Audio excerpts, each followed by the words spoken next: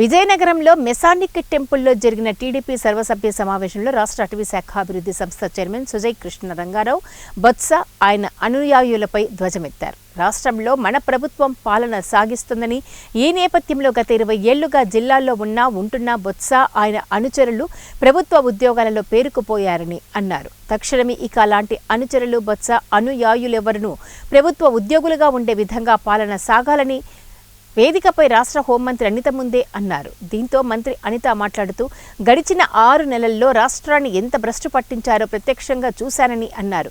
ఇకపై ప్రభుత్వ ఉద్యోగ నియామకాలలో అలాంటి తప్పులు జరగకుండా చూస్తారని సభా వేదిక ద్వారా అదే పార్టీ శ్రేణులకు మంత్రి అనిత అభయమిచ్చారు. ఈ సమావేశంలో జిల్లాల్లో గల పోలిట్ బ్యూరో సభ్యులు, రాష్ట్ర మంత్రి వర్యులు, పార్లమెంట్ సభ్యులు, శాసనసభ్యులు మరియు జిల్లాల్లో పార్టీ ముఖ్య నాయకులు పాల్గొన్నారు.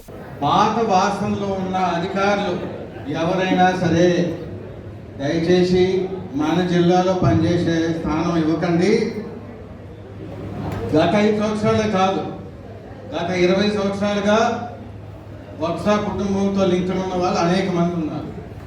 దయచేసి మీకు ఎంత విధేయులుగా నాటకాలు చేసినా సరే వాళ్ళని మాత్రం అధికారులుగా ఇంకో జిల్లాలో పనిచేయాలి. అధికారులు అంటే ప్రభుత్వంలో పనిచేసి తీరాలి.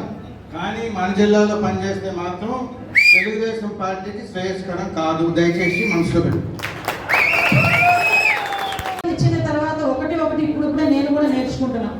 డెఫినెట్ గా ఏదైతే సుజయ్ కృష్ణ రంగారావు గారు చెప్పిన పాయింట్లు ఏదైతే ఉన్నాయో ఆ రెండింటిని కూడా యాజ్ ఎర్లీ యాజ్ పాసిబుల్ మీ దగ్గర చేసి చూపిస్తానని నేను సభాముఖంగా కొండపల్లి శ్రీనివాస్ గారు సహాయ సహకారాలతో ఉన్న ఎమ్మెల్యేలందరూ సహాయ సహకారాలతో, ఎంపీ గారు సహాయ సహకారాలతో మీ అందరికీ కూడా న్యాయం చేస్తానని మాత్రం నేను